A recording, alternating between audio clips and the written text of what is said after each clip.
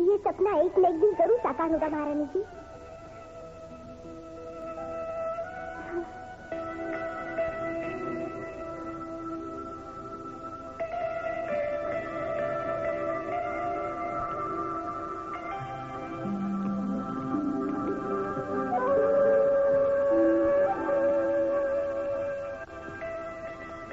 ये लो महाराज का उपहार मेरे लिए। चंद्रहार।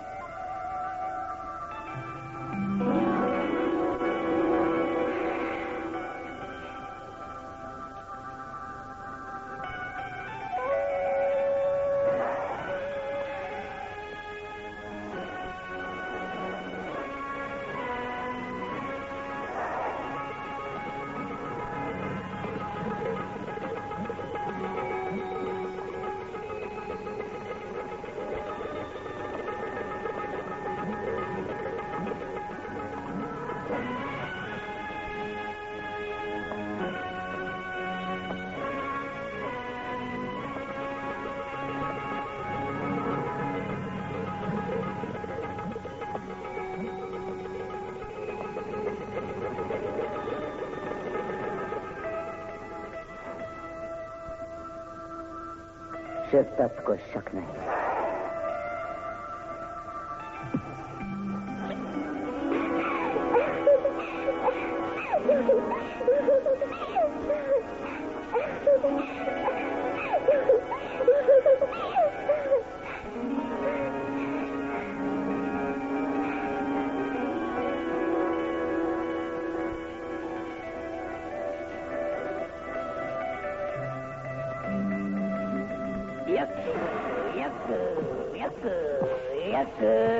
आमिर नाजिम, शहरी की भी एक हद होती है।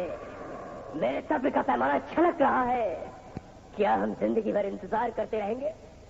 और ये अय्यार पंडित जगन्नाथ ऐसे गायब हो जाता है जैसे धूप निकलने पे ओस की बूंदे। आमिर, हमने विजयगढ़ क्यों छोड़ा? मजबूरी थी ना सरकार, वहाँ रहते तो बेमौत मारे जाते। अरे अहमक हो तुम दोनों। विजयगढ़ हम लोगों ने इसलिए छोड़ा कि चुनारगढ़ आकर महाराज शिवदत्त की मदद ले, फिर विजयगढ़ और चंद्रकांता दोनों हासिल करे। लेकिन ये शिवदत्त हमारी मदद कर रहा है। अरे इसके लक्षण ही कुछ और दिख रहे हैं। ये तो अपने ही रंगरलियों और बदमस्तियों में डूबा हुआ है। उसने मुझसे वफादारी की शपथ तो ले ली, मेरे इस हाथ पे जुड़वा सांप तो बिठा दिए, लेकिन उसे ये पता नहीं कि यही सांप एक दिन उसे डस लेगा।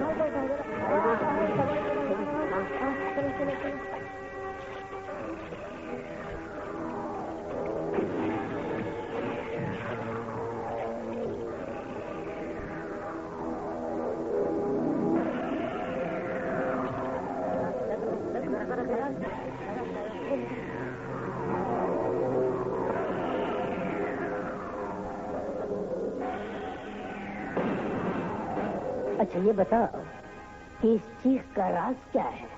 कहाँ से आती है चीख? चीख तो महाराजा शिवदत्त के राजमहल से आती है। तुमसे किसने पूछा? जानते हैं चुनारगढ़ में जुबान चलाने वाले की जुबान काट दी जाती है। यानी कि हर चीख के बाद एक लड़की की लाश, लेकिन इसका शरीर नीला कैसे पड़ गया? ये बात कुछ समझ में नहीं आई। सरकार आइए आइए, चलो उठाओ, इसका क्रियाक्रम तो करें। सुना आपने? चीखने वाले को यहाँ मार दिया जाता है, बोलने वाले की जुबान काट दी जाती है, और महाराज शिवदत्त जिसकी आंखों में आंखें डाल के देखते हैं उसके दिल की बात जान लेते हैं। अब क्या होगा? मैंने तो पहले ही कहा था यहाँ से भाग के लिए, क्योंकि सरकार सोचना छोड़ेंगे नहीं। ये तो सोचेंगे मारे जाएंगे हम। अरे अरे, लेकिन जाए तो कहाँ जाए? विजयगढ़ जा नहीं सकते, चुनारगढ़ में रह नहीं सकते। हे यक, हम तो अजीब इंद्रजाल में फंस गए हैं। हाँ, सुमेधा सरकार, सुमेधा। सुना नहीं महाराज शिवदत्त ने क्या कहा था? सुमेधा में अटूट खजाना है, इतना बड़ा खजाना कि 70 पीढ़ियां खा सकती हैं, और जिसके पास वो खजाना होगा वो चक्रवर्ती सम्राट बन जाएगा। यक, फिर अकल के वो नाज़िम, मेरे साथ रहकर तुम्हारा भी दिमाग चलने लगा। सुमेधा, तिलिस्म, खजाना, विजयगढ़, नौगढ़ और ये चुनारगढ़, फिर मेरी चंद्रकांता और चक्रवर्ती सम्राट क्रूर सिंह। यक, लेकिन हुजूर वहाँ तो मेघावत है। मेघावत? हाँ, वही जिसने महाराज शिवदत्त को तंग कर रखा है और जनता का प्रतिनिधि बन बैठा है। सरकार, कहीं ऐसा न हो कि आसमान से गिरे और खजूर में अटके। क्या मतलब? मेरा मतलब है चुनारगढ़ से निकल के सुमेधा में न फंस जाए। सुना है महाराजा शिवदत्त ने सुमेधा में अपने आदमी भेज रखे हैं मेघावत को खत्म करने के लिए। ठीक है, जब तक मेघावत खत्म नहीं होता, सुमेधा में शांति नहीं होती, हम यहीं चुनारगढ़ में रहेंगे महाराजा शिवदत्त के छत्र छाया में। यक।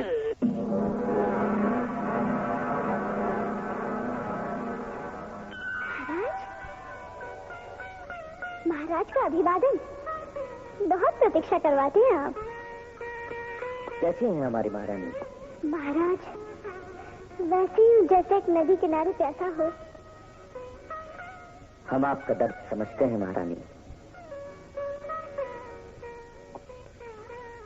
शादी के बाद भी आपको शादी का सुख न दे सके। जब आपको हमारे दुखों का एहसास है, तो हम भी जानते हैं कि एक न एक दिन हमारी जिंदगी में सुख जरूर आएगा।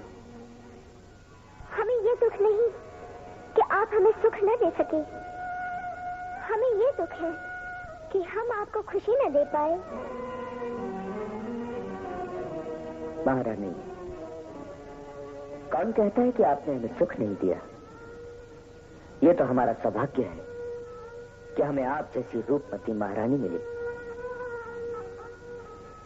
आपके रूप के सामने चंद्रमा भी शर्मा जाए, और आपके साथ रहकर हमारा मन सारे दुखों को भूलकर खिल उठता है। काश ये सही होता। अगर हम सचमुच रूपमती होते तो आपको अपनी बाहों में न बांध देते। नहीं कलावती, नहीं। बस आप कुछ मत कहिए। इस वक्त आपको आराम की जरूरत है। आप आराम करिए।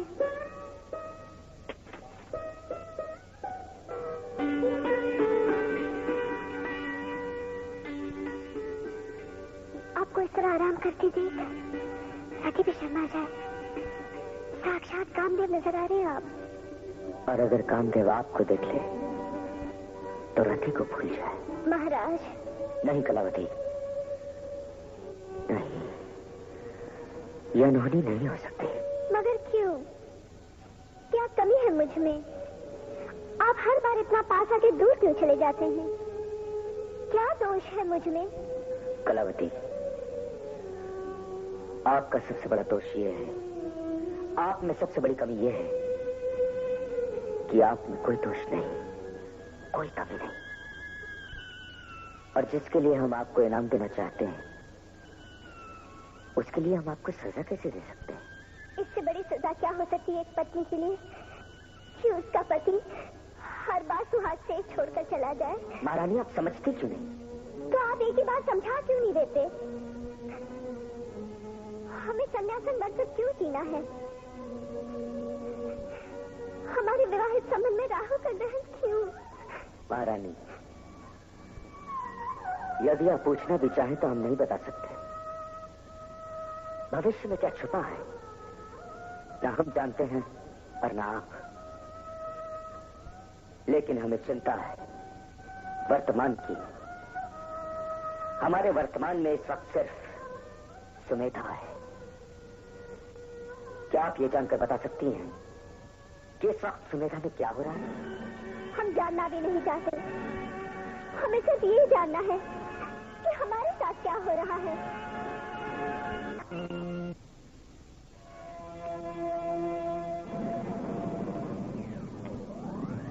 क्रूर सिंह और उसके साथी अय्यार नजर नहीं आ रहे।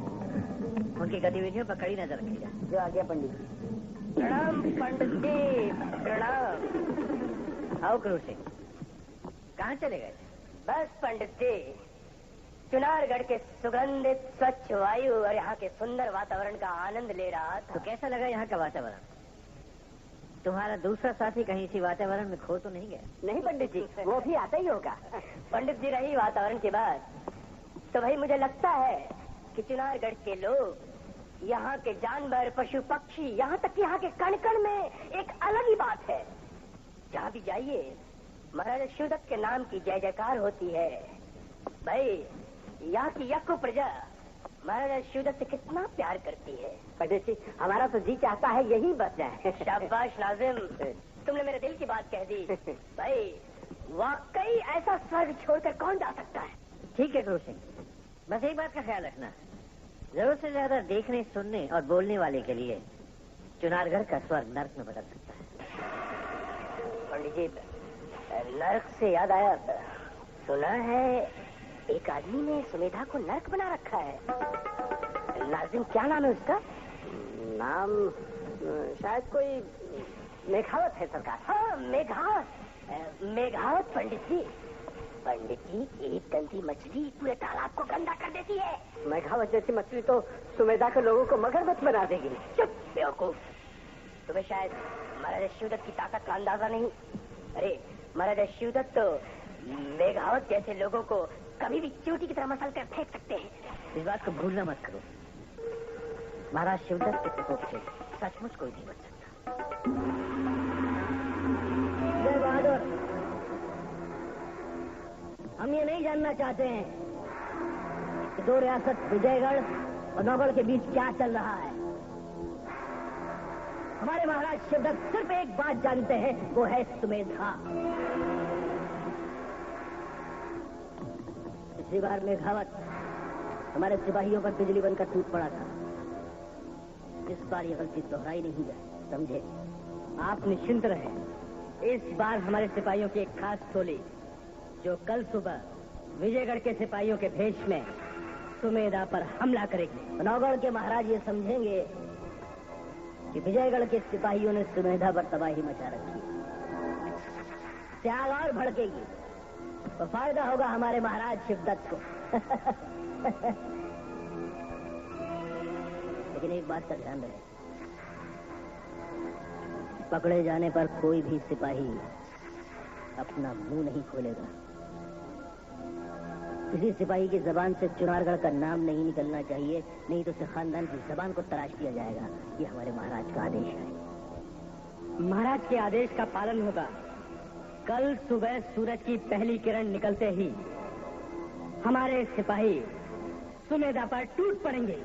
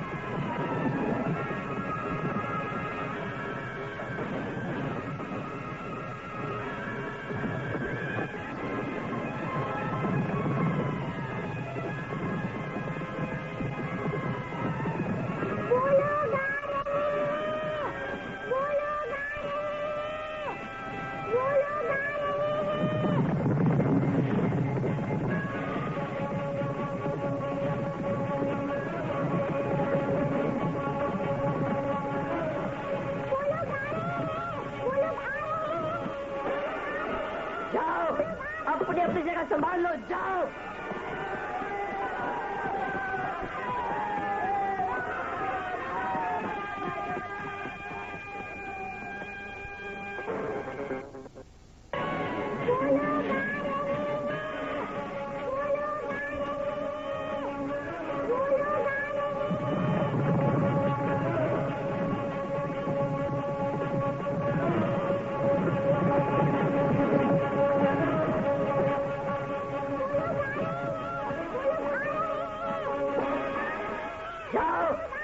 अपनी जगह संभाल लो, जाओ।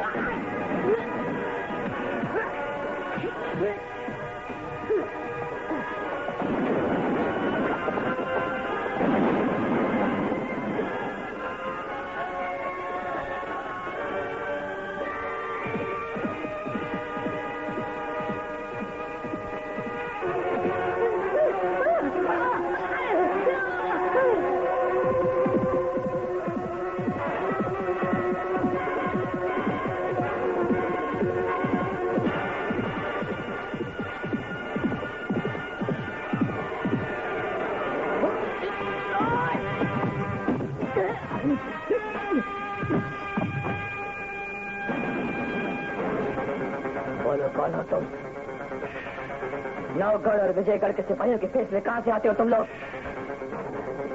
सुमेधा में खून खराबा और तबाही मचाने के पीछे क्या मकसद है तुम्हारा?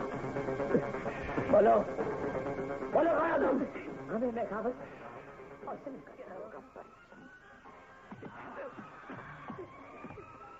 कौन करवा रहा है ये सब? किसका हाथ है इसके पीछे? कौन है वो तीसरी ताकत? बताओ बताओ। बताता हूँ।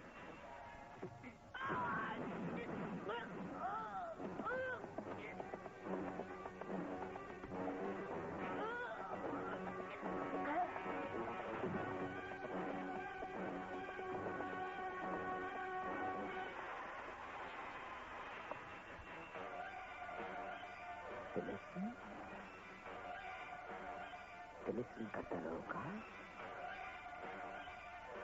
ये दरोगा परिचय कौन है? हमारा आज यहाँ इकट्ठा होने का एक ही मकसद है, दारोगा परिचय। कौन है ये परिचय? किस तिलिस्म का दारोगा है ये परिचय, जिसके नाम से सुमेधा की सरजमीन पर खून की नदियां बहाई जा रही हैं? कौन जानता है इस परिचय को, जिसका वजूद सुमेधा की जमीन को शमशान घाट कहती है? सुमेधा के वासियों, मेरी एक बात ध्यान से सुनो और समझो। अगर हमारे दरमियान कोई परिचय है, किसी तिलिस्म का दारोगा है, तो हमें उसे ढूंढ निकालना होगा, क्योंकि हर सवाल का जवाब हमें उसी परिचय के पास मिलेगा। ये परिचंद हमारे पैर का कांटा नहीं, हमारे सीने में धसा खंजर है। परिचंद हमारी जनता का हथियारा है। उसे तलाश करेंगे और उसे दुश्मनों के हवाले करेंगे। बली होनी है तो परिचंद की हो, हमारी क्यों? परिचंद कातिल है, खूनी है, कातिल है, खूनी है। परिचंद शायर है, परिचंद बुद्धिजीवी है। मारो मारो मारो मारो। हेलो, रुक जाओ, रुक जाओ। ये क्या करने जा रहे हो तुम लोग? दिलों में नफरत और आंखों में हिंसा भर के किसके लिए कह रहे हो तुम लोग कि जला दो, मिटा दो? दोस्तों, खून का दाग खून से नहीं धोया जाता,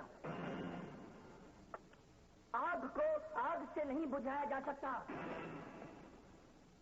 परिचंद को मारना चाहते हो जोश में तुम लोग? होश में आकर मुझे बताओ कि क्या परिचंद ने सुमेधा के किसी घर में आग लगाई? क्या परिचंद ने सुमेधा के किसी इंसान का खून बहाया? क्या परिचंद ने किसी बच्चे को अनाथ किया? नहीं। क्या परिचंद ने किसी औरत को विधवा बनाया? परिचंद ने क्या किया?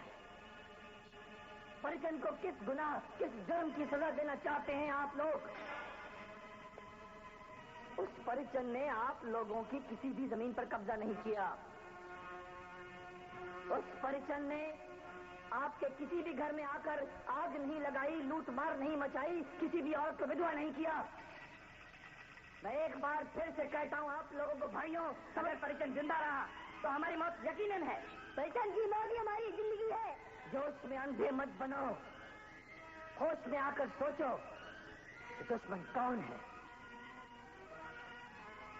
क्या यह मुनासिब होगा कि दुश्मन हमें कठपुतलियों की तरह इस्तेमाल करे और हम शतरंज की बिसात पर मोहरे बनकर परिचंद को ढूंढें और परिचंद का खून कर दें? क्या हम कठपुतलियां हैं? नहीं। क्या हम शतरंज की मोहरे हैं? नहीं। क्या हम ये नहीं सोचेंगे कि उस दुश्मन का मकसद क्या है, उसकी मंजिल क्या है? दुश्मन का मकसद है तिलिस्म को हासिल करना। परिचंद तो महज एक रास्ता है। की मंजिल है तिलिस्म का दरोगा परिचंद। अगर एक बार वो हमारे कब्जे में आ जाए तो तिलिस्म की बेशुमार दौलत महाराज शिवदत्त के कब्जे में आ सकती है। लेकिन ये तभी संभव है जब विजयगढ़ और नौगढ़ की रियासतें हमेशा के लिए सुमेधा की जमीन को लेकर युद्ध में उलझी रहे और तिलिस्म को भूल जाए। महाराज शिवदत्त ने कहा भी था, आदमी अपने बाप का खून भूल सकता है लेकिन जबरदस्ती छीन ली गई जमीन को नहीं। जब तक विजयगढ़ के महाराज जय सिंह ने सुमेधा की जमीन पर कब्जा कर रखा है, तब तक उस जमीन को छीनने के लिए नौगढ़ के महाराज सुरेंद्र सिंह 9 पीढ़ियों तक युद्ध करते रहेंगे। और यही महाराज शिवदत्त चाहते हैं, यही उनकी शतरंजी चाल है। पंडित जी, शतरंजी चाल से याद आया कि हमारे सरकार भी ऐसी चाल चलते हैं, ऐसी चाल करते हैं कि प्यादा एक घर चले तो सामने वाले राजा की शह और मारती है। आमिर, मुझे अपनी तारीफ सुनने की आदत नहीं, मेरी और तारीफ मत करो। क्रूर सिंह, तारीफ उनकी की जाती है जो तारीफ के काबिल हो। पंडित जी, अभी तक आपने इस नाचीज क्रूर सिंह का असली रूप नहीं देखा। हमने सिर्फ एक चाल चली थी जिससे कि आज तक विजयगढ़ और नौगढ़ में दुश्मनी की आग के शोले भड़क रहे हैं। लेकिन समस्या ये नहीं है, समस्या ये है कि तिलिस्म का दारोगा कौन है, कहाँ है, हम उसे कैसे हासिल कर सकते हैं। पंडित जी, अगर आप चाहें तो उसे हासिल करने में इस नाचीज क्रूर सिंह की अकल और इसकी समझ की मदद ले सकते हैं। क्रूर, ज्यादा बोलना तुम्हारी आदत है लेकिन सुनना हमारी फितरत नहीं। चुनारगढ़ में खतरनाक बिच्छू की टेढ़ी पूंछ भी पत्थर मारकर सीधी कर दी जाती है। तुम हमारी मदद करोगे? तुम जो खुद भीख मांग के अपनी मदद के लिए हमारे पास आए थे। पंडित जगन्नाथ की मदद के लिए उसका रमल काफी है। क्रूर, ठीक है, फिर पूछिए अपने रमल से कि तिलस्म का दारोगा परिचंद कहाँ है? प्रणाम पंडित जी महाराज। गजब हो गया, सुमेधा की जनता को सच्चाई का पता चल गया। कैसे सच्चाई? उनको ये मालूम हो गया है कि उनको कोई तीसरी ताकत बर्बाद कर रही है, और उन्हें यह भी मालूम चल चुका है कि ये तीसरी ताकत के शाही निशान 2 मुंह वाले सांप हैं, क्योंकि मेघावत विजयगढ़ और नौगढ़ के सिपाहियों से ये शाही निशान हासिल करके ये साबित कर दिया है, और ये भी कहा है कि तुम जाओ। जो ये नहीं होना चाहिए। अगर सुमेधा की जनता एक हो गई तो, अगर ये दोनों एक हो गए तो महाराज शिवदत्त से परामर्श करना बहुत जरूरी है। ये नहीं होना चाहिए, ये किसी कीमत पर नहीं होना चाहिए।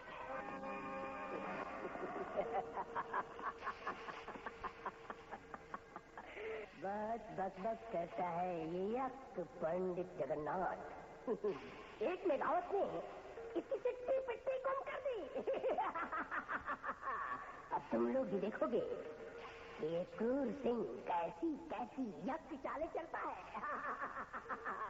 तुम लोगों 2 बिल्लियों और एक बंदर की कहानी सुनी है?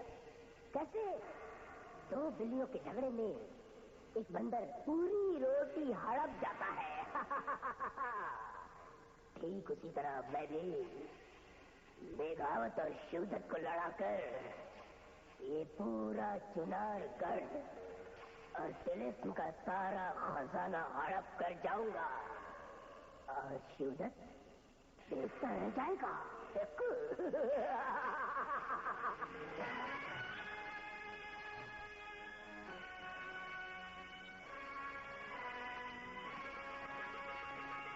शिवदत्त को शक नहीं, ये विष न होता तो शिवदत्त भी न होता। मुझे तो खुद आश्चर्य होता है कि आप इतना दुख, इतनी पीड़ा कैसे बर्दाश्त कर लेते हैं। इसमें पीड़ा नहीं होता रहा, इसमें तो मन और शरीर दोनों का सुख है, और आत्मा का आनंद भी है। इस विष को ग्रहण करके शिवदत्त एक शक्तिशाली पुरुष बन चुका है, और इसमें शिवदत्त को कोई शक नहीं। महाराज, क्षमा चाहती हूँ। नहीं तारा, तुम कह भी सकती हो और पूछ भी सकती हो। शिवदत्त तुम्हारी आंखों में लहराता हुआ प्रश्न देख रहा है, और ये मत भूले तारा कि शिवदत्त किसी की भी आंखों में झांक कर मन का हाल जान लेता है। शिवदत्त विश्व पुरुष क्यों बना, यही जानना चाहती हो? तो सुनो तारा, विश्व पुरुष है शिवदत्त। शिवदत्त की रगों में जितना खून है उससे कहीं अधिक विष है। अगर भूल से भी शिवदत्त किसी दुश्मन के हाथ आ गया तो शिवदत्त अपनी रक्षा करना जानता है। शिवदत्त के बदन में इतना विष है कि वह पूरी सेना के लिए काफी है। ये विष शिवदत्त का कवच है, और इसमें शिवदत्त को कोई शक नहीं। लेकिन महाराज, महारानी कलावती? तारा, शिवदत्त बहुत भाग्यशाली है जिसे महारानी कलावती जैसी पत्नी मिली। लेकिन शिवदत्त की जिंदगी की विडंबना यह है कि इसी विष के कारण शिवदत्त उन्हें पति का सुख न दे सका, और शायद जिंदगी भर न दे सकेगा। शिवदत्त ये भी बात जानता है कि महारानी कलावती जैसी आदर्श सरच पत्नी उसे जिंदगी भर नहीं मिल सकती।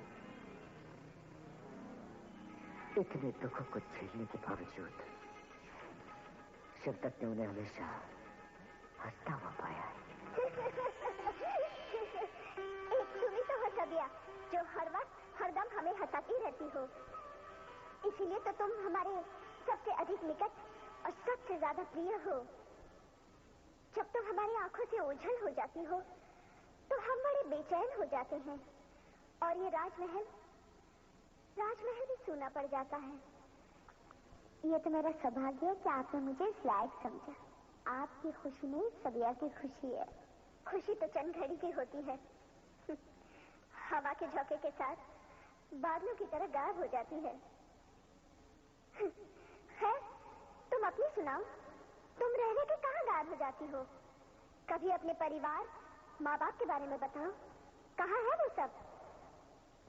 वो जहाँ भी है वहां से उन्हें बुलाया नहीं जा सकता। क्या मतलब? महारानी, जब मैं बहुत छोटी सी थी तब मेरे बाबा युद्ध में मारे गए थे। बल्कि ये कहना चाहिए कि दुश्मनों ने उन्हें धोखे से मार दिया था। जब मेरी माँ को इस बात का पता चला तो ये सदमा बर्दाश्त नहीं कर सकी और उन्होंने आत्महत्या कर दी। बहुत दुख हुआ सुन के। आज तक तुमने हमसे ये राज छुपाए क्यों रखा? तुम अपने आप को कभी अकेला मत समझना। आज से तुम हमें महारानी नहीं, अपनी बहन समझना, समझी? आपकी कृपा दृष्टि तो है, किंतु मैं अकेली नहीं हूँ। मेरी हमशक्ल जुड़वा बहन है, रामिया। रम्या? हाँ। कहाँ है वो? हमें भी तो मिलाओ ना। सुनो, सबिया कहाँ है? सबिया? तुम? मैं सबिया नहीं, उसकी बहन रामिया हूँ। कितनी भोली, कितनी सुंदर है। महाराज को पेश करूंगी, खुश हो जाएंगे।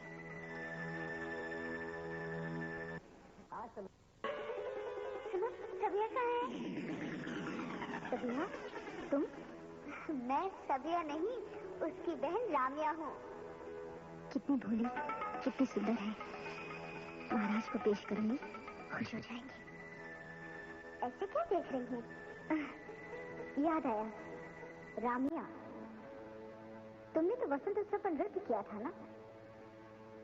लेकिन उसके बाद कहाँ गुम हो गई थी? महाराज बहुत खुश हुए, पुरस्कार देना चाहते थे।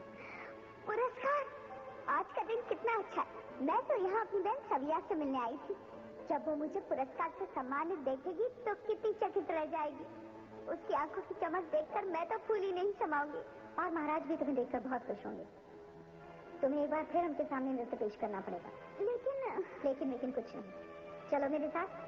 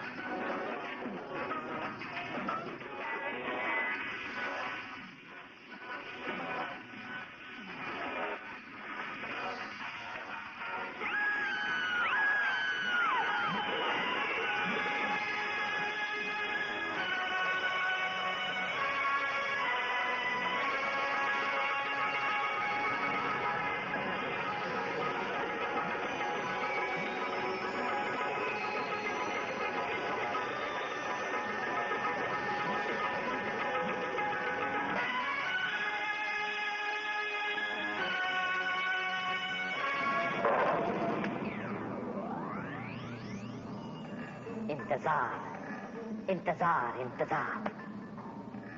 अगर हम महाराज शिवदत्त का यूं ही इंतजार करते रहे तो सुमेधा की बाजी हार जाएगी महाराज। और अगर वो दरोगा परिचंद तेईस में वापस चला गया तो मेरा ये रमल भी कुछ नहीं कर पाएगा। क्या तुम्हारा रमल ये बता सकता है कि उसका हुलिया कैसा है, उसकी पहचान क्या है? कोशिश करते हैं।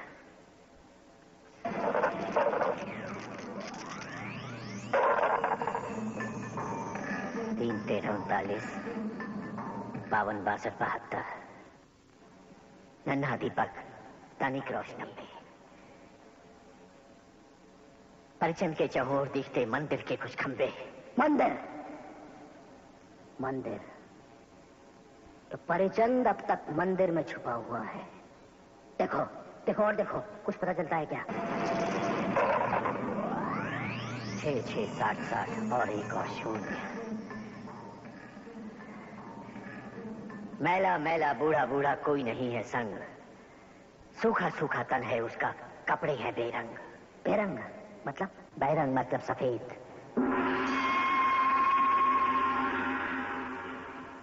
सफेद कपड़े पहने हुए उसने। फिर से फेंको। पंडित, तेरा रमल बहुत कमाल कर रहा है। अकेला है परिचंद और सफेद कपड़ों में। पंडित, अगर तेरे रमल से उसकी उम्र का पता चल जाए तो और कमाल हो जाए। लयबद्ध कोई अंग नहीं, बिगड़े हैं सुरताल, उम्र की कश्ती पार कर चुकी 65-70 साल।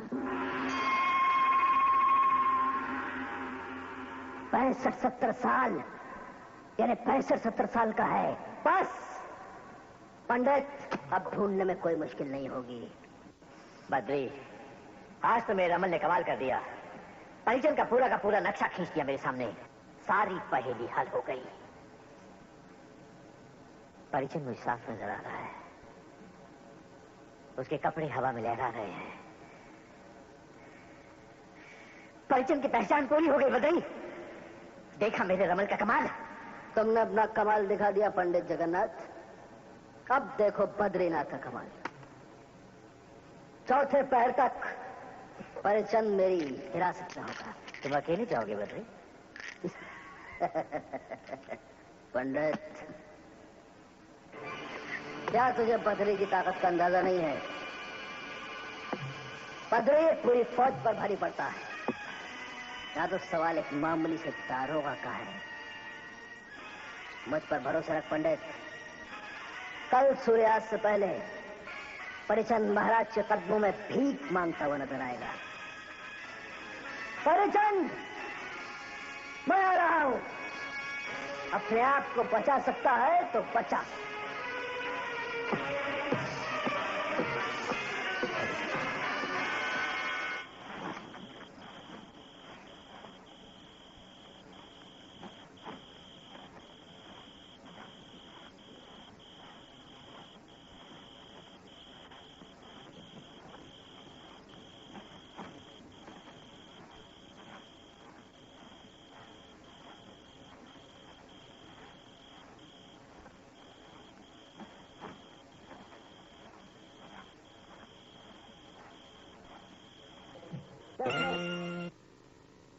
मुझ पर भरोसा रख पंडित।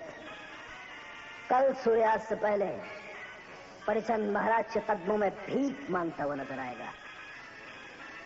परिचंद, मैं आ रहा हूं। अपने आप को बचा सकता है तो बचा।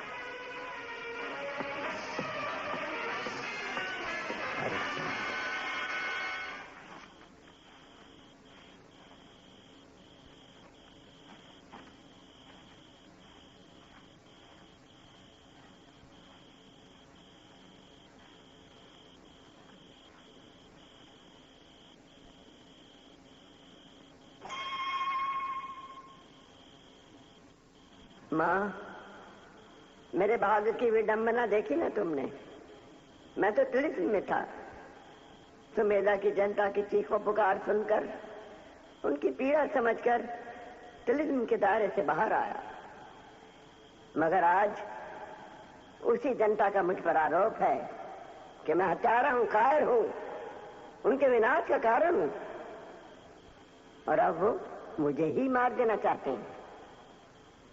मैं मरने से नहीं डरता, लेकिन तिलिस्म का वो राज जो मेरे सीने में छिपा हुआ है उसे उसके हकदार तक कैसे पहुंचाऊं?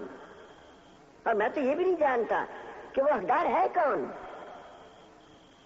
मां, मुझे शक्ति दो कि मैं इस अमानत को इसके सच्चे हकदार तक पहुंचा दूं।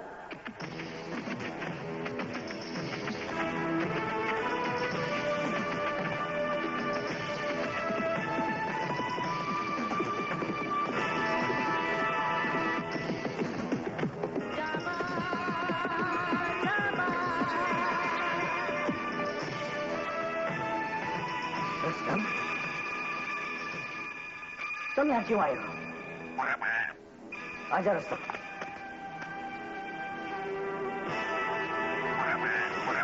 जानता हो रुस्तम, नौगढ़ में मेरे बगैर तुम्हारा दिल नहीं लगता होगा। दिल तो मेरा भी नहीं लगता, लेकिन हमारे कुंवर कैसे हैं? तुम्हारी मौजूदगी जाबाज की पहचान है। अगर जाबाज को किसी ने यहाँ पहचान दिया तो मेघावत पर से सुमेधा के लोगों का भरोसा, विश्वास हट जाएगा। इससे तुम चले जाओ यहां से, फौरन चले जाओ यहां से। जाओ रुस्तम।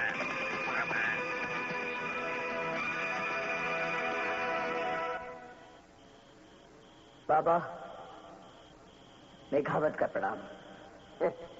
तुम मेघावत नहीं, तुम यकीनन जाबाज हो। भाग ने हम दोनों को इतिहास के इस मोड़ पर मिला दिया।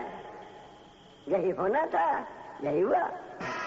आप कैसे जानते हैं कि मैं जाबाज हूं? हम चमत्कार देख रहे हैं, चमत्कार महसूस कर रहे हैं। तुम्हें कोई गायबी ताकत सुमेधा ले आई है और मुझे भी हालात ने तिलिस्म से बाहर आने पर मजबूर कर दिया। हाँ जाबाज, मैं ही दारोगा परिचंद हूं। तुम मुझे ढूंढ रहे थे, मैं तुम्हें ढूंढ रहा था। और आज तुम्हें इस बात के साथ देखकर यकीन आ गया कि तुम ही सुमेधा के मसीहा हो। पर यहाँ क्यों आते?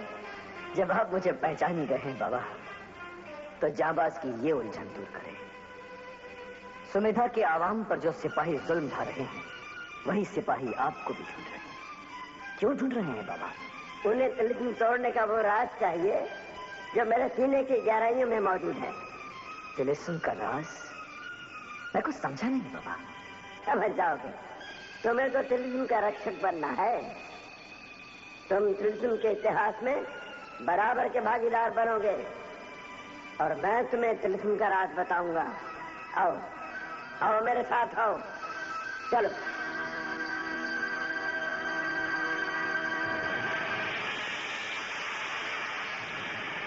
आओ जाबाज, आओ। मेरी जिंदगी के दिन शायद आप गिने चुने हैं। जो हत्यारे मुझे ढूंढ रहे हैं, मुझे छोड़ेंगे नहीं। लेकिन अब मुझे उनकी परवाह नहीं। मुझे इसी दिन का इंतजार था।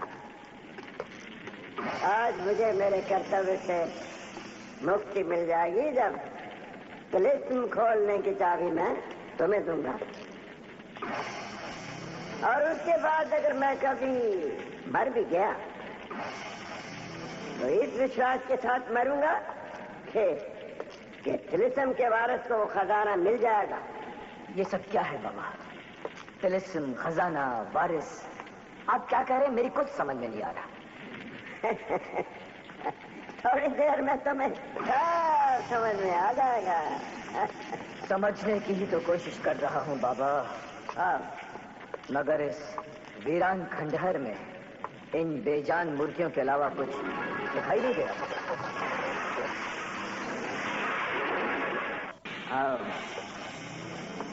मेरी जिंदगी के दिन शायद आप गिने चुने हैं।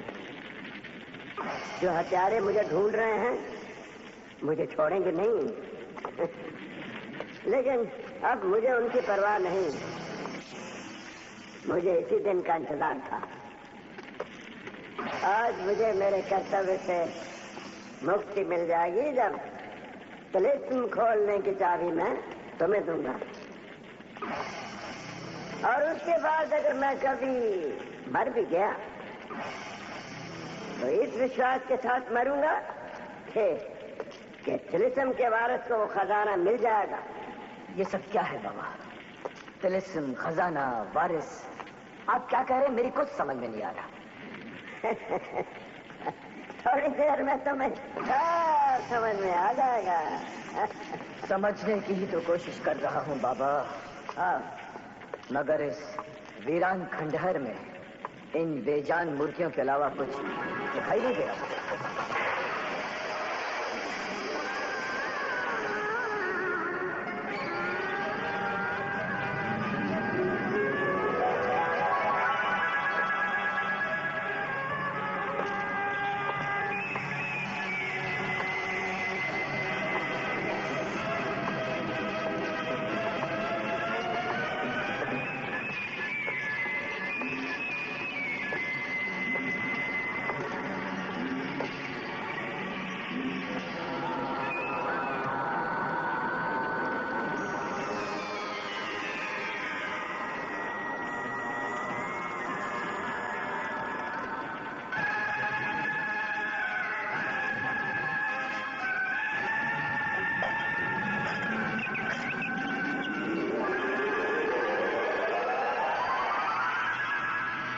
लो आओ।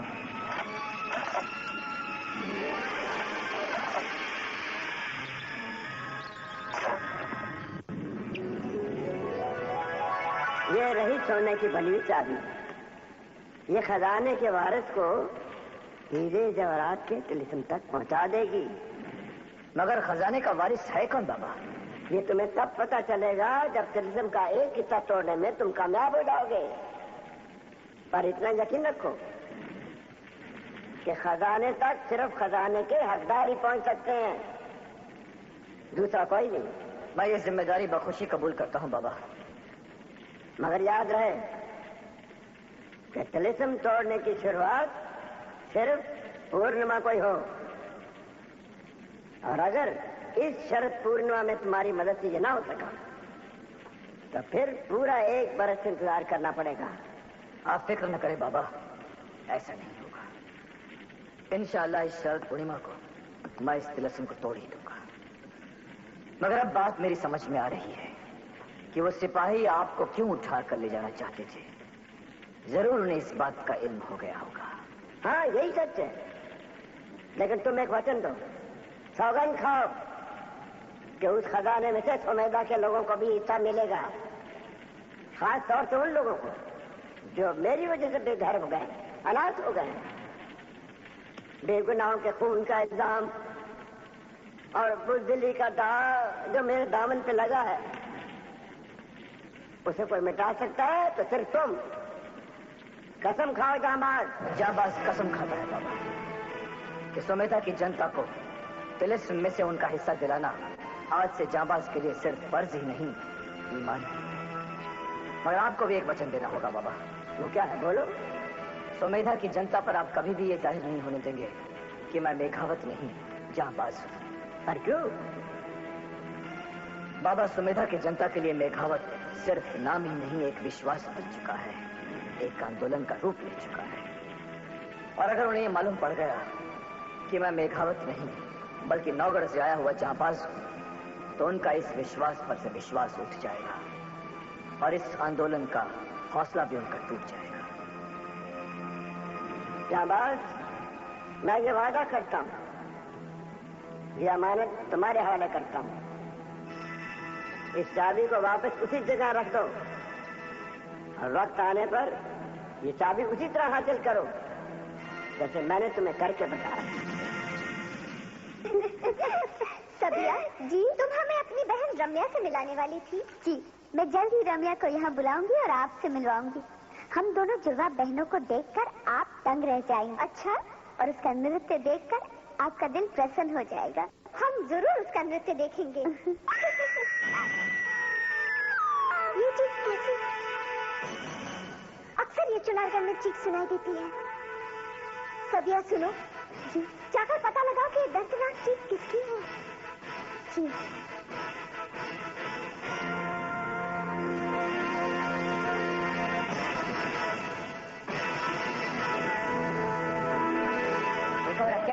हमेशा की तरह राजमहल से एक लाश गिरी है।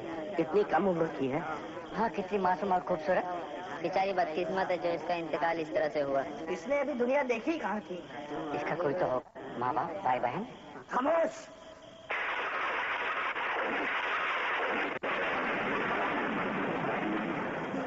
ये तो मेरी बहन रम्या है।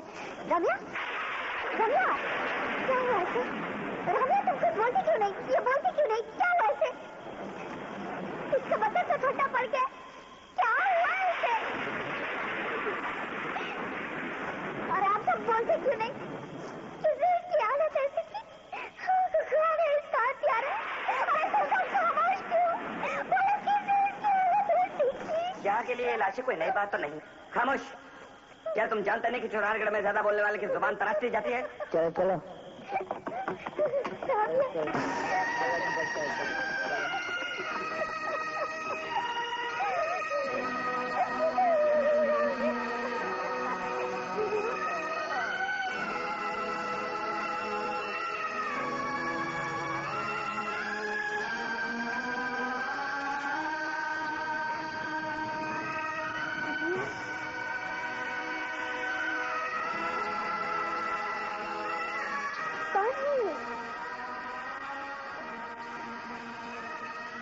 ये किसको उठा के लेके आई है?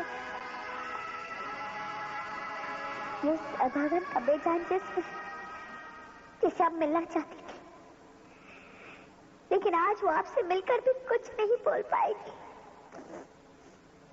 क्योंकि इसकी आवाज को हमेशा हमेशा के लिए बंद कर दिया है।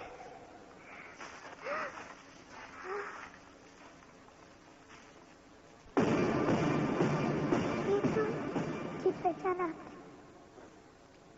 ये वही है रम्या, मेरी बहन रम्या। ये सब कैसे हो गया? हाँ, कैसे हुआ ये सब? हत्यारों ने इसकी जान ले ली। इसका नृत्य ही इस मासूम की मौत का कारण बन गया। इस दुनिया में मेरा एक ही तो कोई अपना था, मेरी बहन रम्या। वो भी मुझसे बहुत दूर चली गई। इस बेदर्द जमाने की मनहूस नजर ने उसे भी डस लिया, उसे भी डस लिया। किसने किया ये सब? कौन हत्यारा है इस मासूम का? कौन राक्षस है वो?